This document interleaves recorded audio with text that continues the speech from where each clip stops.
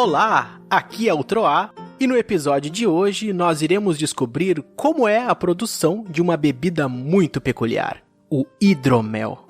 Bem, eu disse que nós iremos descobrir porque eu não tava lá no dia que o grupo aprendeu. Ok, eu até tava, mas não muito consciente, se é que você me entende. Imagina uma taverna.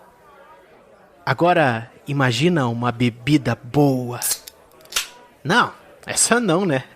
Uma bebida boa e com álcool. Pois é. Aí você já sabe, né? Fui me empolgando, ouvindo aquele papo. Conversamos com Jor, o anão domador de abelhas, que vinha das terras do norte. Durante a conversa, Lusa, preocupada com o trabalho árduo das abelhas, e o Aldabonero e o Tiamat preocupados apenas com o seu ferrão mesmo. Simpatizado com o grupo, Jor pediu uma sugestão para nomearmos uma de suas bebidas. Nosso paladino, então, tomou a iniciativa e sugeriu algo. Eu, meio bêbado, na verdade nem lembro o que foi que ele sugeriu. E, entre um gole e outro daquela bebida maravilhosa, a última coisa que eu me recordo é que eu cantei uma música lá.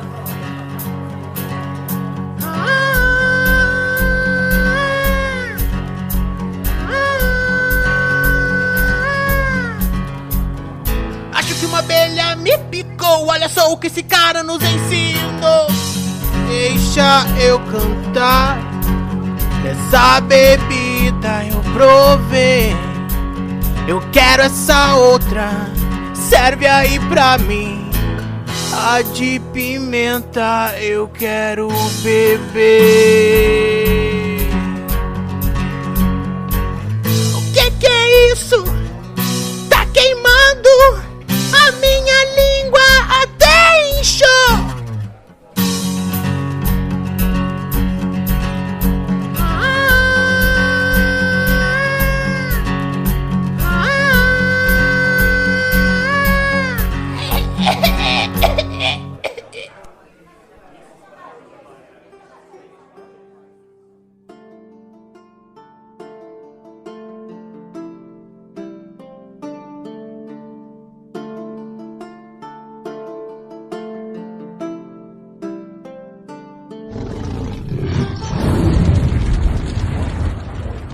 Olá, aqui é o Tiamat e Baldur. Você sabe qual é a moeda que os deuses nórdicos usavam lá em Asgard para pagar o hidromel? Qual é o nome da moeda? Qual que era a moeda? É o Odin. Nossa. Meu Jesus, cara. Cara, acabei de perder a vontade de gravar esse episódio. Dá pra gente marcar? A parada foi muito boa, o Din. Não foi muito boa, mano. Que tortura ouvir isso, mano. Quer ver, cara? Quer ver que não foi muito boa? Se você, ouvinte, achar que isso foi uma piada muito boa, manda e-mail pra gente. Eu aposto que não vai ter nenhum. Não vai ter nenhum e-mail na caixa de entrada. É, isso é verdade.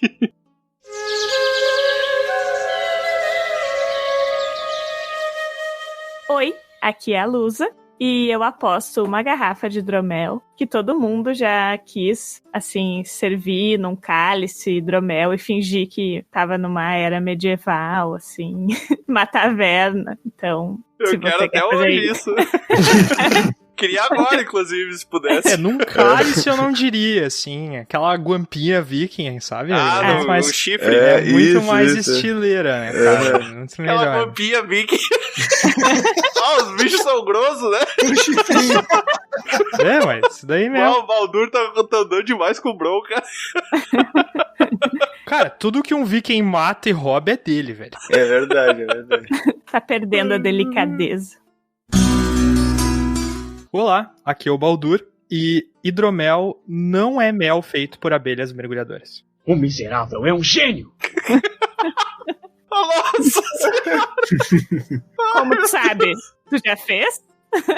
É verdade, a gente vai saber hoje, né? Não, isso eu tenho certeza, eu já provei, não é assim. Ué? Não tem gosto de água, né, o Baldur? Vai ver, esse é o segredo? Eu tenho bastante certeza de que não existem abelhas mergulhadoras. Mas assim, Cara, eu já imaginei uma abelhinha com os pezinhos de pato, tá ligado? Com aquele óculos, tanque de o nome é oxigênio nas hidromel, né, cara? Tinha que ter Uma alguma abelha coisa. com alguma nadadeiras e galras. Errou! Não, galras. Guelras. Galras, com galras. Os bichos são grossos, né? Daqui a pouco o outro Baldur ali vai quitar. Eu só tô dizendo. Vai só sair e vai falar azar. Olá, aqui é o Aldabonero e desde a primeira vez que eu fui a Valhalla, hidromel é minha bebida preferida.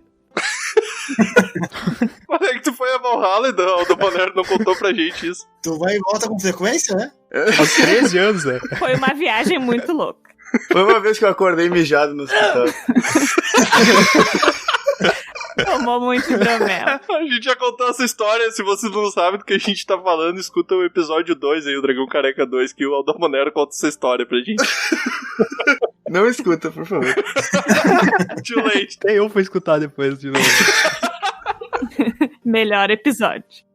Aventureiras e aventureiros, sejam bem-vindos a mais um episódio de Dragão Careca. E hoje o nosso assunto é hidromel. A gente vai saber melhor como é que ele é feito, essa bebida aí que é tida como a bebida dos deuses nórdicos. Porra! Tudo isso? Como é que funciona a produção, como é que faz a criação desde o momento que você pega a abelha lá na piscina e até o momento que você vende ela. Como você é burro? Vende a abelha, não, pera. Pra quem vai vender abelha, mano? Ó o Ibama chegando, ó o Ibama chegando. E hoje, então, a gente conta com a presença aqui do Jorge, que ele é um produtor de hidromel, ele tem 32 anos, ele é de Campo Bom, aqui do Rio Grande do Sul, fez bacharel em Direito e Eletrotécnica, que não tem nada a ver com a produção de hidromel, a gente ficou com o mesmo ponto de interrogação na cabeça. E ele vai contar um pouquinho pra gente hoje como é que funciona esse ofício da produção de hidromel. Então, Jorge, antes de mais nada, te apresenta aí pra gente. Boa noite aí, pessoal. Uma boa noite pra você. Eu sou o Jorge. Bem, sobre o hidromel, isso aí eu também tenho a minha jornada desde os meus 16 anos, que na questão de RPG e jogos, e eu conheci um senhor que produzia hidromel, também de Campo Bom. Ele não tinha um óleo? Eu entendi a referência. Alguém pegou a referência ou não? É, eu peguei, mas que foi ruim mesmo, cara. Não, foi boa. Eu tinha 2 corvos pra ajudar. Tinha os 2 olhos. Ah, droga. Queria que o velho tivesse um olho só, velho. Meu Deus. Como tu é ruim, velho. O cara é ruim, né, mano? O cara é ruim. Mas o velho tava só ou ele tava Loki? Ah, não, mano. Os leigos devem estar pensando o que tem a ver um pirata com essa história. Ele teve a receita quando ele ficou numa árvore pendurado de cabeça pra baixo, hein? Olha aí. Ó. O pessoal faz cada brincadeira no interior. Quem sabe, Olha sabe. aí. E a partir disso, muita conversa, ia lá, né, ele servia uma garrafa, a gente conversava um monte, e ele parou em razão da idade, né? Hoje ele deve estar com 93 anos, né? E tá firme ele. É isso que ele te falou, né? Isso aí é o hidromel, né? Dá saúde pra pessoa. Dá saúde, cara. É. Como eu também, desde os meus 14 anos, né, a minha família já tinha ali algumas abelhas, e a partir da minha idade, dos 14, eu comecei a também seguir com a apicultura, né? E eu comecei a fazer hidromel agora faz 3 anos. Comecei a fazer, né, também tinha uma certa curiosidade, queria ter o meu hidromel, né, e ficou muito bom, cara. Daí o pessoal começou a me incentivar também para aumentar o meu lote, aumentar a produção, começar também a comercializar também, e uma coisa foi levando a outra, né. Eu também tinha algumas abelhas quando eu era mais novo, só que não foi por opção própria. Elas ficavam na frente da minha casa e era uma droga, velho. Eu tava sempre desviando daqueles bichos horríveis. Cara, Não vai falar mal das abelhas. as abelhas pra mim é um exemplo de sociedade, cara. É muito bonito, meu. Principalmente as que mergulham. Melhores, né, Mergulho cara? no hidromel, né? Tá certo. Isso, exatamente. Isso aí. Mas então, antes da gente começar, eu quero passar aqui uns avisos, como a gente sempre passa, pro pessoal seguir a gente lá no Instagram, principalmente no Instagram e no Spotify. É claro que você pode achar a gente em qualquer rede social que você buscar aí. Eu acho que só não tem no Qualquer TikTok, uma. mas Errou! em breve a gente vai botar o da Bonero lá, fazendo umas flexões no TikTok e dançando uma conga. Por quê, cara? Não sei. Eu nem faço flexão, cara. Mas, então é só seguir a gente lá, segue pra dar uma força, principalmente no Spotify. A gente tá tentando ver mais ou menos quantos seguidores a gente tem pra gente poder trazer prêmios e sorteios pra vocês. Sem mais delongas, vamos começar então o nosso episódio sobre produção de hidromel.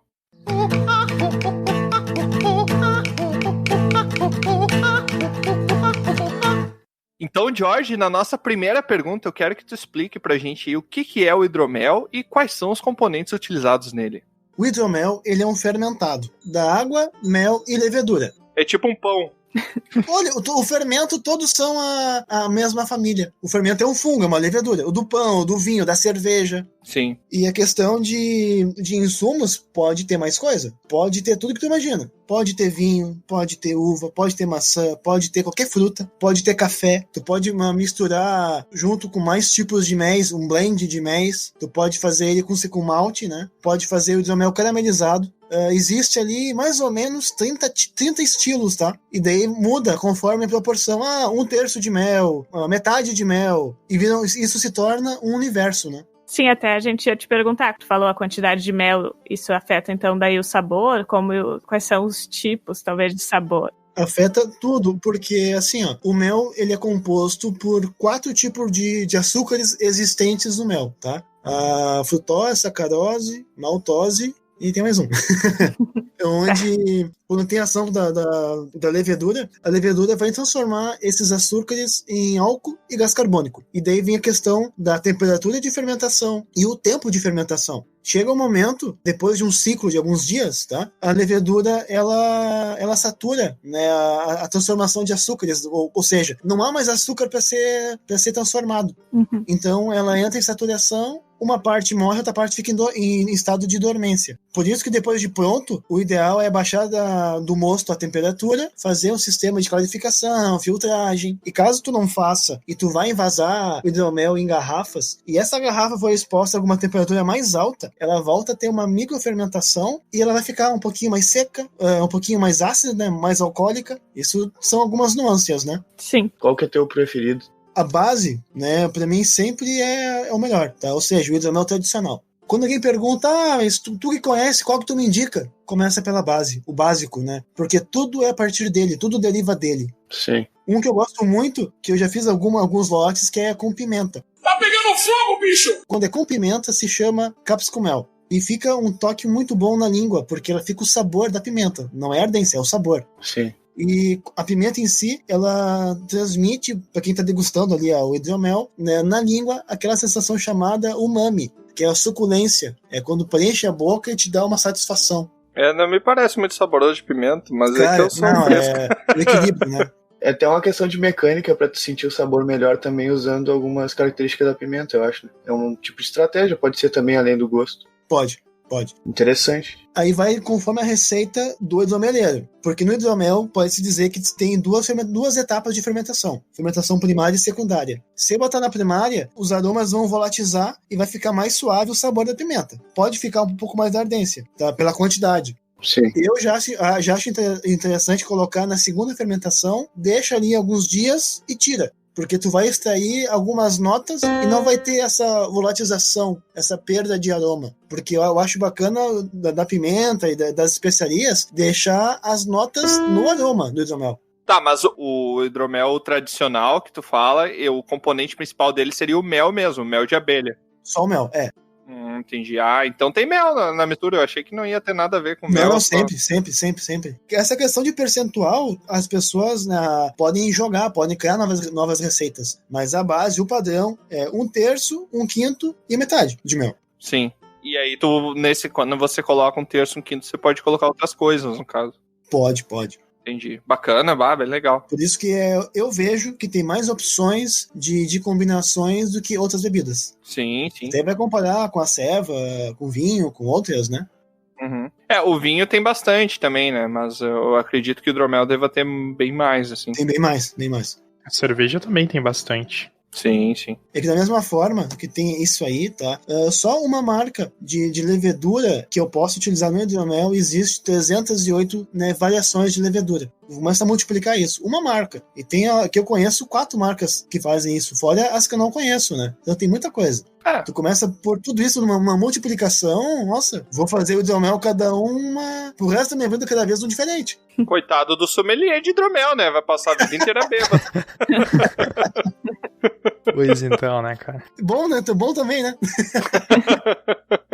Então, uma pergunta mais sobre, talvez, a história. Quando ele surgiu e qual é o principal consumo dele? Tu diz o principal lugar ou a forma de consumo? A forma, se é com comida, se é como... Até tu pode comparar com outra bebida, assim. Assim, ó, o que apreciar e degustar uma bebida é quando tu se sente bem. Tu quer compartilhar com algum amigo, compartilhar com alguém, e aí vai a questão, tu pode perfeitamente curtir uma taça sozinho, que eu até brinco, a gente tem que se contemplar.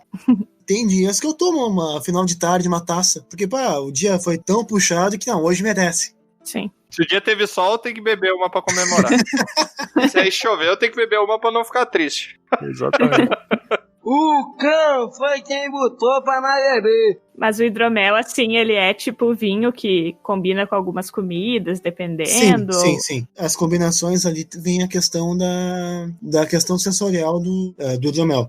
Tipo vinho também. Se o vinho rosé, que normalmente é mais suave, né? Mais leve, ele combina mais com pratos leves. Tu pode criar uma combinação com a questão de peixes, Tainha, vinho, sushi, Feijoada. Da sobremesa. Sim. O hidromel tradicional seria mais equilibrado com um vinho branco. Daí a combinação, a harmonização seria mais com a questão de massas, pizza, frango. com o milho. E o hidromel mais seco, mas isso pode ser entre qualquer um dos estilos, tá? Sim. Ele tem uma combinação, né, semelhante ao vinho tinto, né, que é a parte ali com carne, churrasco, aquela carne vermelha, uma carne mais gorda. Então eu já sei qual que eu tenho que comprar, então, pra acompanhar a refeição. Cara, aí tem que comprar todos, cara. Tem que provar todos os estilos. Principalmente do Jorge, né? Não só o meu. E assim, ó. Fica o jabá. O que eu sempre digo, né, a gente tem que melhorar nosso senso crítico, né, ampliar ele, porque tem muita coisa boa no mercado. Pra ter uma ideia, até fugir um pouco da questão, tá? Eu fiz um curso que foi onde ali eu identifiquei a linha de crescimento, a linha de evolução do hidromel. Em 2017, nos Estados Unidos, lá existia 570 hidromelarias, enquanto que no Brasil existia 27. Nossa, no Brasil inteiro. Levemente discrepante a diferença. Cara, tem até hidromelaria no Havaí, entendeu? Imagina, pô... Até acho que uma questão do nosso inconsciente, né, que o brasileiro, ele acompanha a tendência americana, a tendência europeia, e as pessoas vão assimilando, vão fazendo essas práticas. Então, a questão ali de 2, 3 anos, vai ser bem mais conhecido o hidromel aqui. E um ponto que eu achei super interessante é que a Ambev, né, a empresa aqui nacional, tem hidromelaria nos Estados Unidos. Ai, aqui não. Eles investem isso lá. Aqui não, porque aqui ainda não é questão cultural, não é algo forte. Tá crescendo. Cada ano tem mais gente que aprecia, mais gente que quer, surge mais produtor, mas sim, não mas tá... não tem sei lá, no super. Ainda não. Se tem, é muito pouco, sim. Não, pelo que eu saiba, ainda não tem. Sim. Só em alguma loja especializada e, claro, as lojas online, né? Sim. Mas, e quanto à origem dele, o que tu sabe pra nos contar aí como é que o hidromel nasceu? Como é que foi a origem do hidromel? Como é que ele surgiu? Tem mais de uma história, né? As vertentes. Senta que lá vem a história. Uma delas diz que começou na África, é na questão com esses grupos nômades que transportavam mel. O mel como alimento, e que acabou fermentando. E assim foi indo, né? Nada a ver com Odin. Não, cara, ainda não, mas vai. Não gostei. Vai chegar lá, peraí.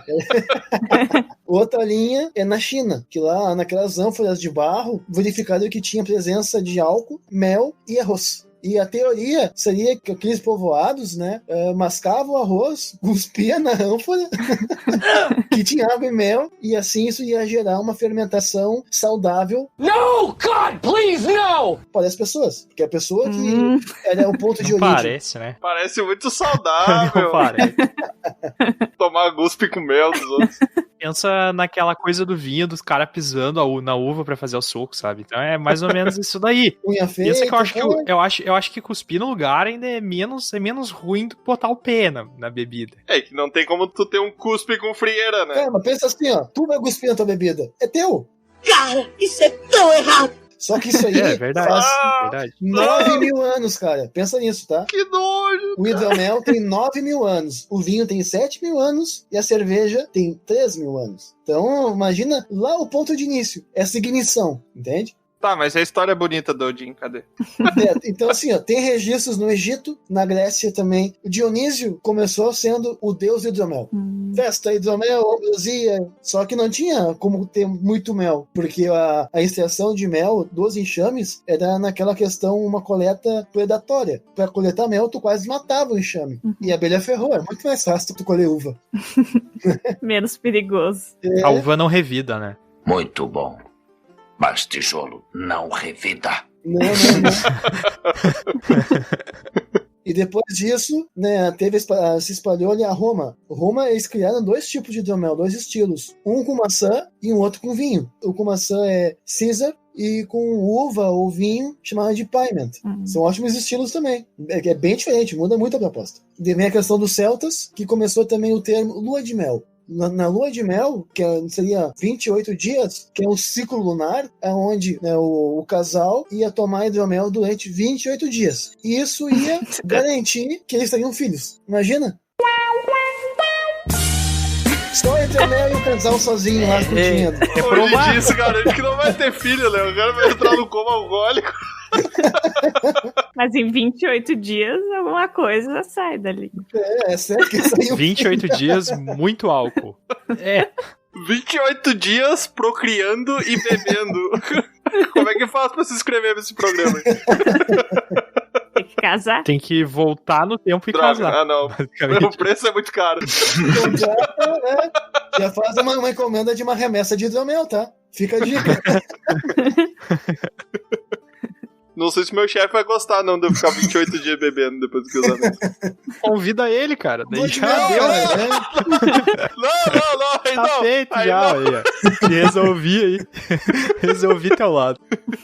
E daí sim, cara, pela linha do tempo, depois da linha histórica da lua de mel e os celtas, aí o foco se torna ali o leste europeu, né? Os vikings, na Rússia também, os eslavos, que é a questão de um clima frio, né? Não tinha como cultivar parreirais e uva, né? Lá sim, o acesso de fonte de açúcar para fazer bebida é do hidromel. E aí começa, né? Toda a explicação da fermentação é Odin. Tudo é Odin. Pela mitologia, quem criou o hidromel foi o deus, o Kvaizir. Depois compartilhou com os deuses. E teve um lance muito arriado, que tem os contos nórdicos, que um deus rouba do outro, uma gigante que tinha o hidromel, né? O Zeus se transformou também em uma águia e bebeu o hidromel, roubou tudo. É bem bacana, cara. Tu vê assim, cada história, naquela época, ter esse enredo, essa imaginação, sabe? Não, é interessante ver que, tipo, uma bebida tão antiga só tá ficando mais usada e conhecida agora, assim. Isso aí praticamente é graças aos jogos, ao Tolkien, né? Harry Potter, Senhor dos Anéis, tudo. Com certeza. Sim. É, porque hidromel não tá na nossa cultura brasileira, né? Não é uma coisa que a gente fez na história do Brasil. Tu vai olhar, nossa, como a gente tomava hidromel em 1560, sabe? Tipo, não é assim. Até antes disso nem existia Brasil, né? Nem se sabe o que tinha aqui. Mas tem um hidromel indígena aqui com feito de mel de abelha sem ferrão. Que tribos da Amazônia, tribos ali os maias, todos têm relatos que tem essas bebidas cerimoniais, que é uma base de hidromel. Sim. Água e mel e alguma levedura que fazia a transformação. Existem abelhas sem ferrão. Muitas. Meu Jesus do céu. Tu pode ter em casa, cara. Caramba. Mas aí uma abelha sem ferrão é um besouro, não? Como você é burro? Não. Ah, tá. É uma abelha sem ferrão, cara. É bem diferente. Imagina uma Só que abelha. elas mordem. Ô, Tiamat, eu vou pedir que tu pesquise um besouro aí na internet. Pra começar, ele não faz mel, né? Exercício. Pesquisa abelha e pesquisa besouro e compara. Exercício pro pessoal que tá ouvindo aí. Faz isso, cara. Não, mas é que, tipo, se a abelha não tiver ferrão, teoricamente é um avanço biológico pra ela, né? Um avanço evolutivo, porque a abelha, ela tem o ferrão pra se defender, mas é o pior avanço evolutivo que ela teve, né? Porque ela morre logo depois que tá presa num pedaço do intestino dela, né? Sim, então não. a abelha sem ferrão é uma evolução. Ela morre pela causa, pelo menos. Tu pensa né, assim, cara? ó, que ela tem um ciclo de vida de 40 dias. Então, kamikaze e vou defender minha família, entendeu? Não é uma vida de anos e anos que tu tem que se preservar. É pelo grupo. Pensa numa abelha de 30 dias de idade. Ela já tá quase morta já. Tá no fim da vida. Ela pode dedicar a vida dela, dar um propósito pra vida dela, pra defender o enxame. Isso, Cara, é uma morte com honra. Com ela honra. vai pra Valhalla Ela vai beber hidromel com Odin. A abelha vai pra Valhalla. E com o Baldur. Exatamente. olha aí. Exatamente. Não, mas é que tá. Olha só por que eu acho que é um avanço. Porque se a abelha não tem um ferrão... Ela morde. Ah, não precisa. Caramba, morte. A abelha com dente, meu Deus. É uma evolução. Aí sim, eu já concordei. A já. evolução seria, sei lá, se dobrasse a idade dela por não ter ferrão, mas continua vivendo a mesma coisa. Então, pelo menos tem proteção, né? Alguém Chega vai lá um- e pisa em cima. Mas é que tá, ela não pode te ferroar. Então ela não vai morrer por isso. Mas eu que não vou estar conferindo se a abelha tem ferrão ou não quando chegar perto de mim. Ah, uma coisa, como é que tu sabe se a abelha tem ferrão ou não? Ela tem alguma característica aparente diferente? Sim, Ela não sim. tem o ferrão. Ela usa roupinha. Não, cara, não. Ela tá sem o ferrão. Ela tem outra roupa. Característica física aparente, mano. Como assim? Esse ferrão usa um chapeuzinho, né? Ela tem Não, um crachá, pessoal, tá pessoal. ligado? Um crachazinho. Falando sem ferrão. Mas olha lá, a abelha, ela não fica com o ferrão à mostra, mano. Ela solta o ferrão, tá ligado? Não, mas tu consegue ver. Na abelha apis, que é a abelha africanizada, tu percebe que ela tem um ferrão. Parte visual, tu vê. A abelha sem ferrão, existe muitas espécies, tá? Mas tem ali, as mais comuns ficam na faixa de 6, que são bem comuns. E nelas tu vê que realmente é outra morfologia, é outro formato. Tu vê que não tem como ter ferrão ali. Mas, na parte biológica, ela tem um ferrão, né, que está atrofiado. Na questão evolutiva. É aquele caso de micro... Dragão baiano! Ai, meu Deus. Como assim, mano?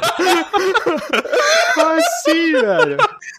Assista um episódio de palavras aí, Dragão Careca. É um ferreco daí. Cara, eu tô chorando ainda, porque realmente a característica física seria só não ter um ferrão mesmo, cara. Que pergunta idiota que eu fiz. É que muda muito, cara, entendeu? Se tu pesquisar ali a abelha apis, abelha jataí, abelha mirim, tu vê que muda muito. Sim. E como ela não tem ferrão, ela morde. Ela procura atacar o olho, por exemplo. Por isso, muita gente que vai mexer com a abelha sem ferrão, ou usa um óculos que fecha, que protege de volta os olhos, um chapéu com uma tela. Tu tá falando sério, a abelha morde. Eu achei que era sacanagem. Não. Morde. Caramba. Eu acabei de ficar mais perigosa que com o ferrão. Então meu conselho é, se for uma abelha, corre. Não importa qual ela vai te machucar. Mas aí o ferrão é muito pior, cara. Uma abelha vai te morder no olho, velho. Como isso é Não. Mano, um óculos ali resolve teu problema. Imagina assim, ó, o olho, tá, é um problema, mas o pior seria se ela conseguir entrar no teu ouvido, cara. Imagina a agonia, meu Deus. Não, meu Deus, tá louco. Ah. Nem brinca. Use um chapéu. Tampão de ouvido, óculos resolvido. Não tem. Olha a roupa do cara que vai pegar, vai entrar perto das abelhas pra pegar mel quando a abelha tem ferrão. É uma armadura o negócio, cara. O negócio é... Cara, parece um astronauta. Exato, cara. É muito mais perigoso, cara. Tá louco. Aí o cara vai todo protegido lá, achando a abelha não tem ferrão e enche ele de mordida. Pegou a abelha errada. Tá, mas é quando ela morde, não é assim dolorido, tá? Só se ela pegar as partes mais sensíveis, como ali em volta do olho, né? O lábio. E não são muitas, não. A sem ferrão, ela tem bem menos, né, o enxame, né? Sim. Enquanto que a abelha com ferrão, que aí sim, imagina, uma abelha, um enxame fraco, tem ali 6 mil, 10 mil abelhas. Um enxame forte tem na média de 80 mil abelhas.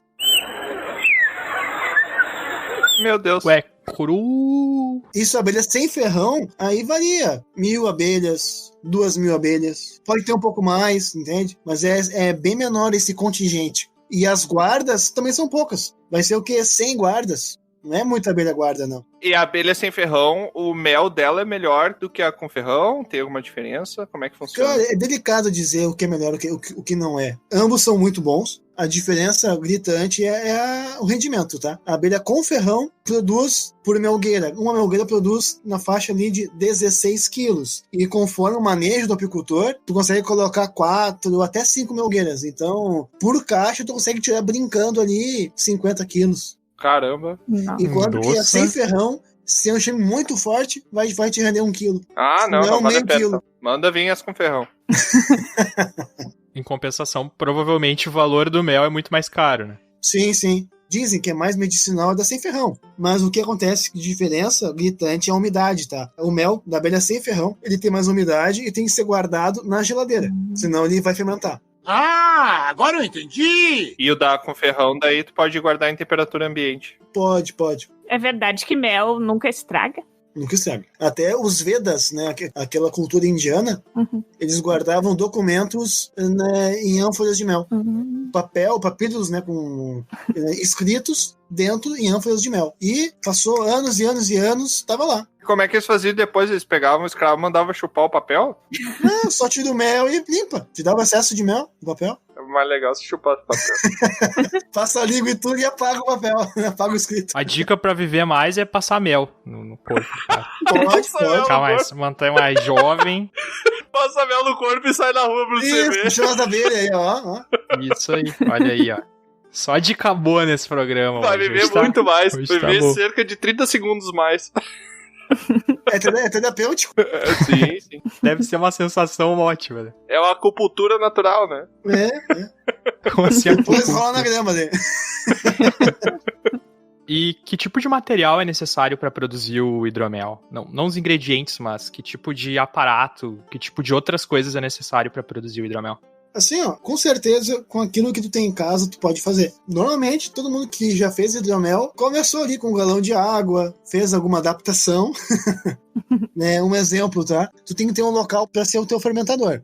Pode ser um balde, pode ser um galão de água, aqueles de 5 ou de 20 litros. Tu pode adaptar ali, colocar um balão e furar com agulha. Tu pode colocar uma mangueirinha transparente. O que eu fiz na minha primeira vez, tá? Eu peguei um galão de água de 5 litros, furei a tampa, coloquei a mangueirinha, botei cola quente pra vedar ali, e a outra parte da mangueirinha numa garrafa menor com água. Daí eu coloquei ali o mel, a água, fermento de pão. Isso é pra ser o padrão histórico, né? Tu usar fermento de pão ou não usar fermento, mas aí tu coloca punhados de uva passas e algum pedaço de laranja. Essa é o mais roots, né? Sim. Caramba. Tem alguma proximidade com a produção de kombucha?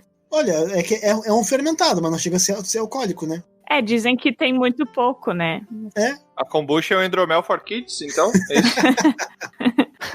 Por que não, né, cara? Por que não? Põe mel já vai, né, educando, né? Ó. Não. Tá, mas e aí tá pronto o hidromel? Tá, tu já vai ter os teus ingredientes. Vai ser ali água, o mel, tu pode ter levedura, tu pode tentar fazer o teste com fermento de pão. O fermento de pão pode dizer que é uma loteria, porque às vezes fica uma fermentação saudável e fica bom o hidromel. Só que às vezes fica o sabor Porcaria! totalmente de pão. Nada a ver Que com vai ser um delícia. pão. Beber pão. Vai ser um hidropão. Tem que arriscar, né? Fica a dica aí, pessoal. Tendo algum local para ser o teu fermentador, nesse exemplo, esse galãozinho de água, né, o processo de fermentação, ele gera o álcool e gás carbônico. Esse gás tem que sair, por isso que é chamado de airlock, né, essa válvula de água por onde sai o gás carbônico. Por isso é importante essa mangueirinha dentro do local com água. Quando começar a fermentação, normalmente ali 24 horas já começa, né? Vai começar a borbulhar um pouco essa água. Porque sai o gás carbônico e como tem essa válvula de água, não entra oxigênio. Isso garante um ambiente saudável para as leveduras transformarem os açúcares em álcool. E a parte de fervura, tem uma parte que tem que ferver, né? Que tem que aquecer. Depende. Tem vertentes, né? Tem vertentes que fala produção de hidromel a frio e a quente. Que o mel não pode passar de 60 graus. Quando ele fica muito tempo, né, fervendo essa temperatura, o mel é composto ali de água, tem ali enzimas, tem nutrientes, os açúcares, a frutose, a glicose, sacarose e maltose. Quando tu ferve, tu elimina as enzimas, tu elimina nutrientes. Tudo bem, isso aí daria 5% mais ou menos. porque o resto tudo é água e açúcar. Mas aquilo que tu tinha de diferente, tu matou no teu mel. Tá? Vai deixar água e açúcar. E se ferver muito tempo, coisa de meia hora, 40 minutos, ele começa a ter transformações químicas e produz uma substância que não faz bem. Por isso que eu sou a favor do quê? É um dia frio, o mel vai estar cristalizado, vai dar aquele mel rígido. Faz banho-maria, ou tu deixa a água ali até 35 graus, 40 graus e começa a adicionar mel e vai mexendo, ele vai ficando um mosto homogêneo. Entendi. Tá, mas se eu esquentar muito mel, então ele pode me fazer mal? Pode. Mas então como é que funciona aquele chá, tudo com mel que a minha avó fazia quando eu era pequeno? Tu não toma chá 100 graus, né, meu filho? Sendo sincero e já te jogando um balde de água fria, no teu chá tu colocou essência de mel e açúcar. Porque tu ferveu a água pra pôr no teu chá, por exemplo. Já e tu tá deixou errado. na xícara um tempo. Tu não tem mais os nutrientes do mel. Tu vai ter a água e os açúcares do mel. Claro, sabor de mel, aroma de mel, fragrância de mel, mas não vai ter nutriente. Então melhor é passar o mel no pão e comer no pão. O quê? Cara, toma teu chá, tu gosta do teu chá. O teu chá lembra a tua avó, te faz bem, mas não vai ter nutrientes do mel. Sim. Chateado. Era tudo placebo, tá ligado? O meu organismo é muito bom, eu não sabia. Mas depende de qual chá que ela tava fazendo pra ti, né, cara? Porque pensa assim, chá verde. Chá verde geralmente tu faz a 70 graus, aí tu deixa ele no copo. Se tu adiciona o mel depois, isso, não, já ele muda. já perdeu o calor. É. Então já não vai, quando ele equilibrar a temperatura dentro do copo, ali dentro da xícara, onde tu toma o chá, já não vai mais acontecer um processo de fervura ali que vai estar acima da temperatura. Então, sei lá, depende do chá que tu tá tomando. Se tu ferve a chaleira no fogão a lenha até ela assoviar e depois coloca em cima do mel, tapa e espera 50 minutos, provavelmente alguma coisa foi feita errada, né? Mas... dizem que o chá não pode ferver a água, né? Tem ali uma temperatura. Não pode. Se não me engano, Não até pode. o café, se não me engano, não tem que ser ali 83 graus. Tem um esquema assim, pro café. Pra não... Depende do grão, também depende do chá, Tá. mas o certo é não ferver a água. Vivendo e aprendendo, não sabia disso, sempre fazia Sempre, fervendo. né? Todo dia. Tomou errado a vida toda. Eu matava a gripe no calor. Tomava o chá 100 graus Celsius, assim, câncer de Eu tô com garganta 40 vai de vir. febre, vou ingerir aqui esse líquido a 80 graus. Começar a tomar banho de mel, hein? Então, George, queria saber como é que é o mercado do hidromel no Brasil. Assim, as pessoas ali não conhecem, e é interessante, até é algo a se trabalhar, que no Brasil, boa parte, né, as pessoas não têm o hábito de apreciar a bebida. Eles querem tomar coisa em quantidade rápido. Imagina assim, vai comparar uma ceva toda elaborada com uma cerveja industrial. A cerveja industrial, né, vamos citar nomes então, só pra dar... Não. Leite de burra! Tem um processo que tu vai ter que tomar na gelada.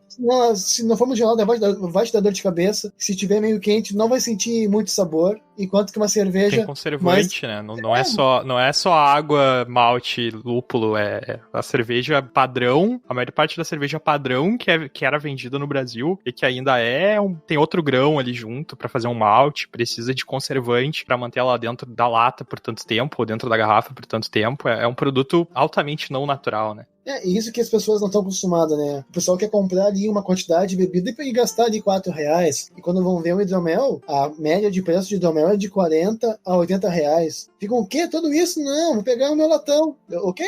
Não é um público que vai apreciar uma bebida, apreciar um vinho, apreciar um hidromel. A região sul, ok. Mas sudeste e acima é bem delicado. Mas está desenvolvendo. Semana passada eu enviei via correio 4 hidroméis. 3 para Salvador e 1 pro Ceará.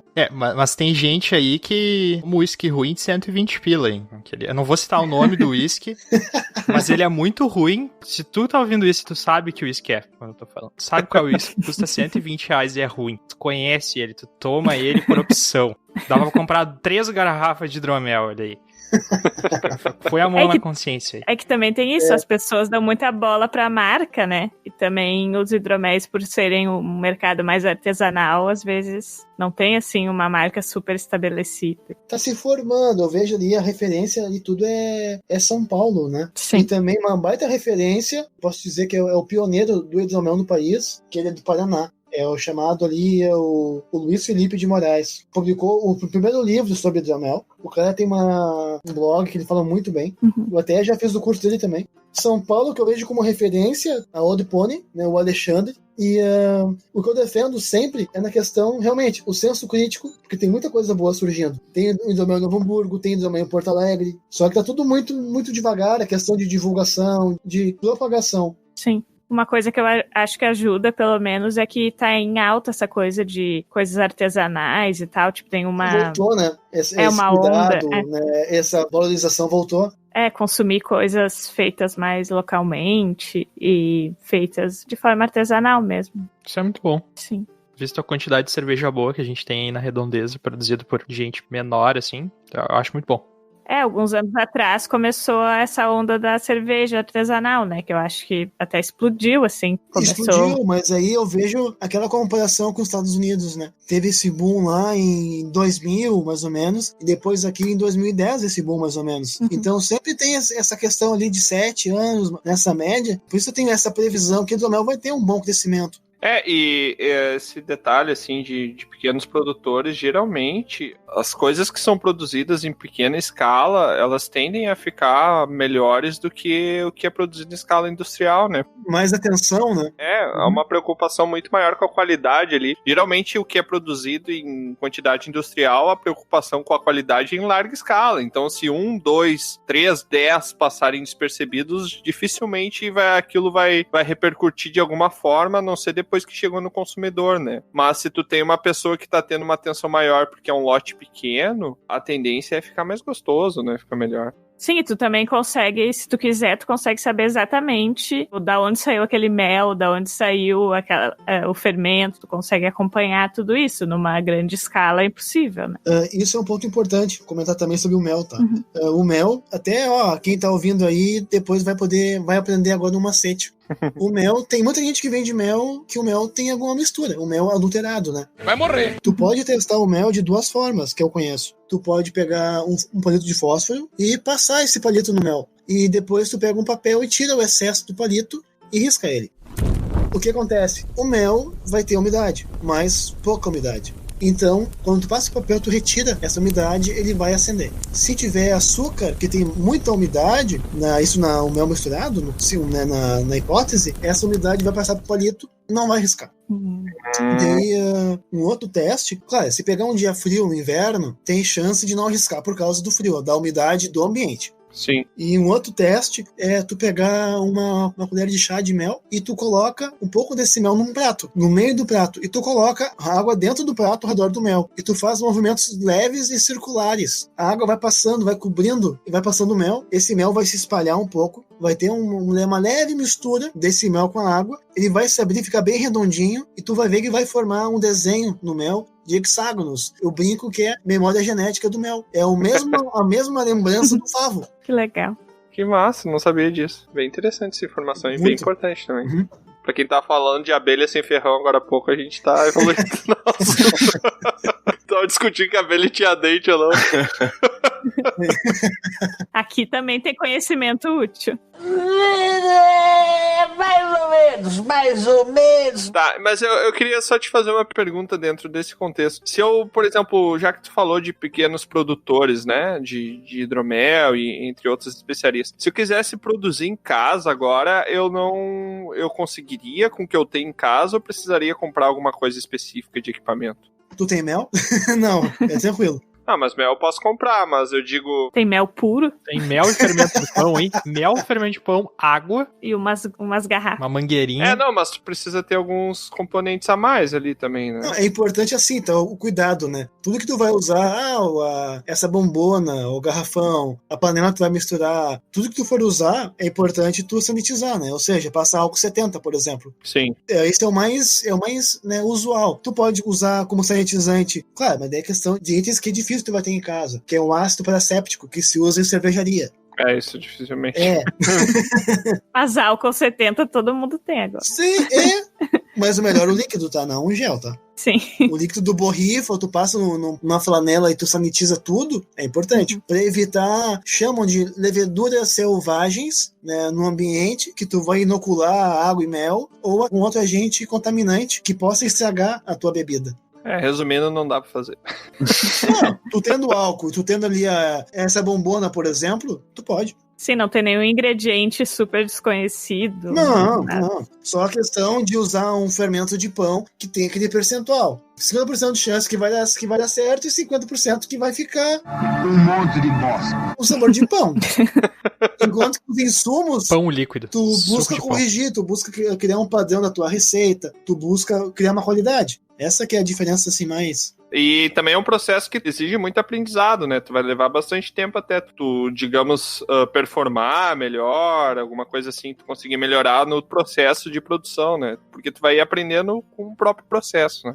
Sempre. E cada lote, né? Eu já fiz muitos testes, tá? Cada lote ali, com certeza, tu vai levar 40 dias, mais ou menos. Porque tem um tempo de fermentação, daí ela cessa, né, satura, e ocorre uma decantação. Tu faz uma tráfica, que é mudança de recipiente, e assim ele vai clarificando. E eu faço durante todo o processo, além de fazer as medições, um exemplo de densidade, que eu calculo o quanto de açúcar tem ainda, a quantidade de açúcar no momento que eu meço, e a inicial. Essa diferença vai me dar o teor alcoólico que já tá. Daí assim eu vou acompanhando. Entendi. Pra te dar um exemplo, eu comecei agora a fazer testes com chips de carvalho francês.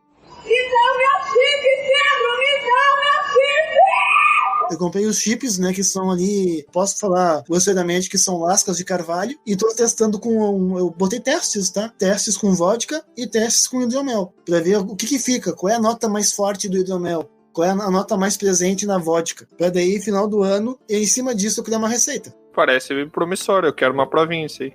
Não, vamos combinar assim. Olha aí. Já tô me escalando aqui Ainda, também. já tem uns aqui em casa, gente, pra gente provar só. Ah, é verdade? Não deu ainda. Tu disse antes de começar a gravar que tu não ia dar pra gente, né?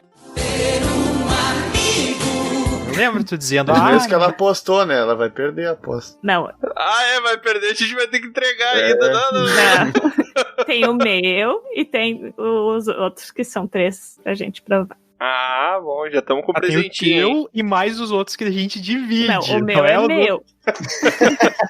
Tem o que é só teu e os outros que tu também vai tomar, né? Eu aposto que vocês quiserem que o dela é o maior que vai ter ali na lista. O maior que tiver é o dela. Tem 3 shots que ela guardou na geladeira ali. Guardei um pinguinho pra cada um, assim, num negocinho, numa pipeta.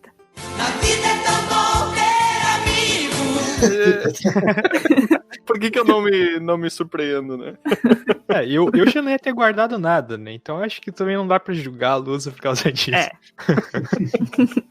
Jorge, por que essa bebida, então, a gente vê em tantos conteúdos de entretenimento e tal? Tipo livros, filmes, como tu comentou, Harry Potter, Senhor dos Anéis e outras séries, assim.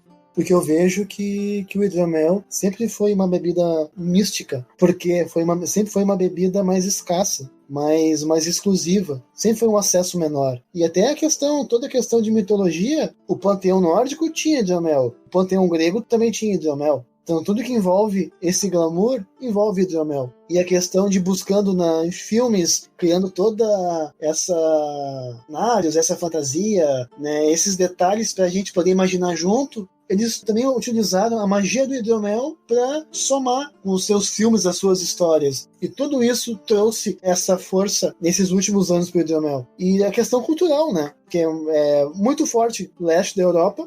Começou agora esses últimos 4 anos nos Estados Unidos.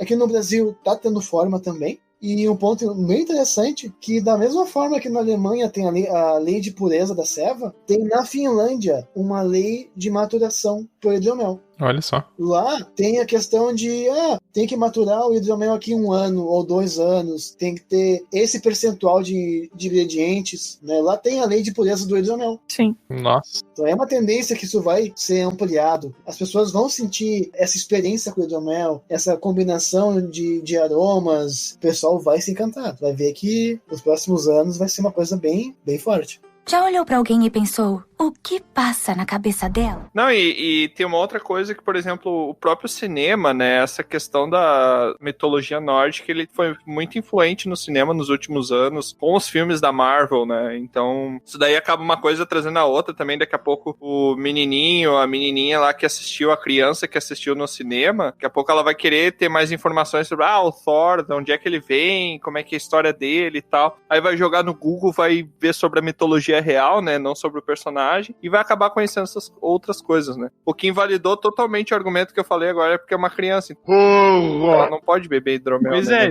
Mas vai perguntar, vai querer. Quando ela crescer. Tiamat não dá, velho. Tiamat não dá. Cancela o Tiamat no Twitter, que não tá dando Tiamat, cara.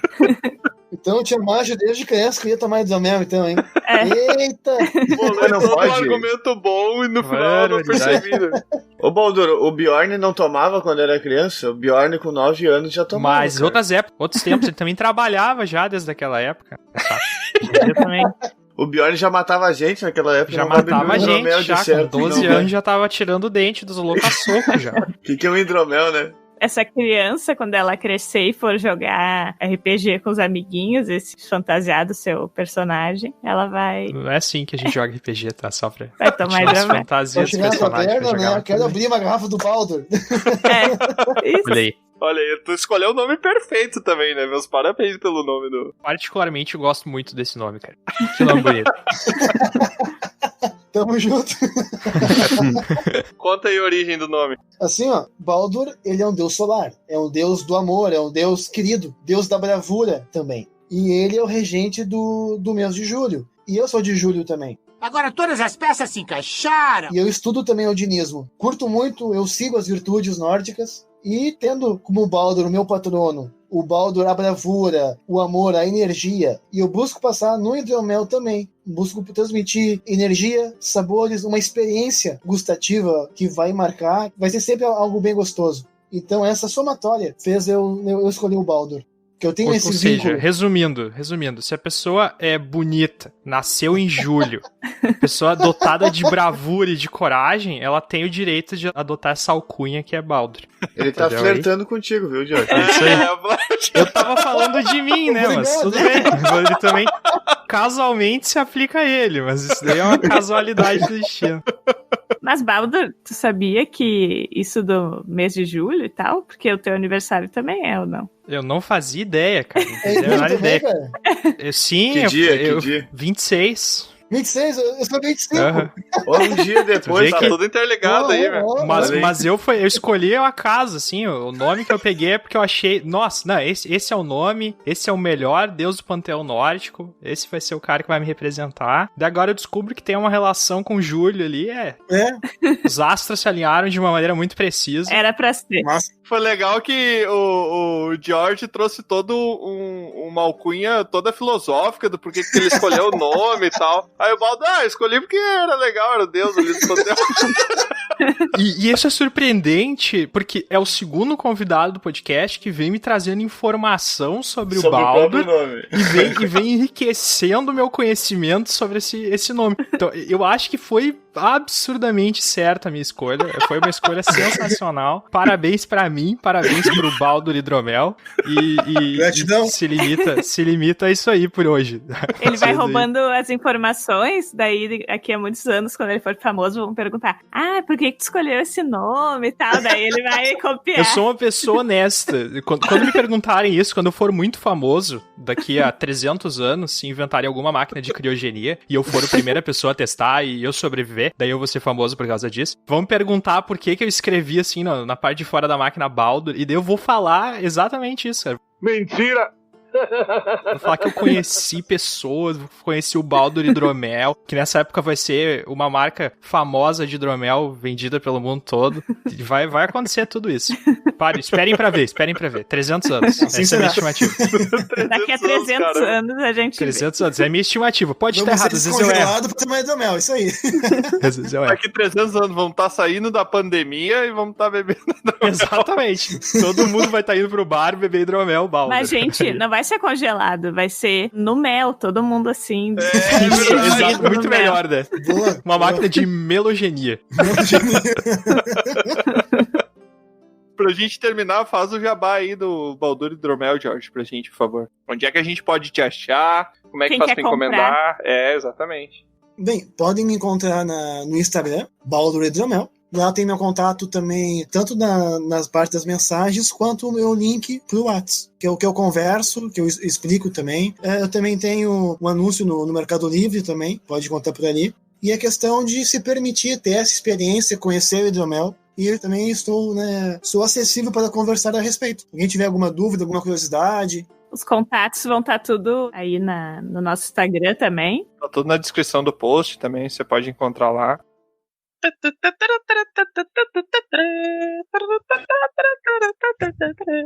E além do Baldur, tu conheceu algum outro deus nórdico por aí?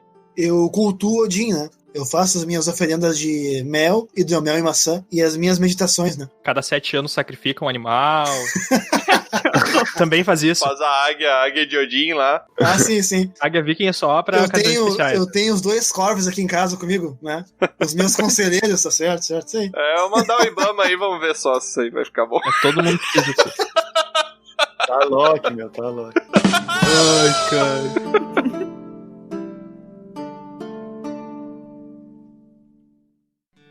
Aqui é Troá, o Bardo, e eu quero agradecer a sua visita. Encerramos aqui mais uma aventura. Convido você agora a nos encontrar em outros mundos. É só entrar em dragãocareca.com e descobrir.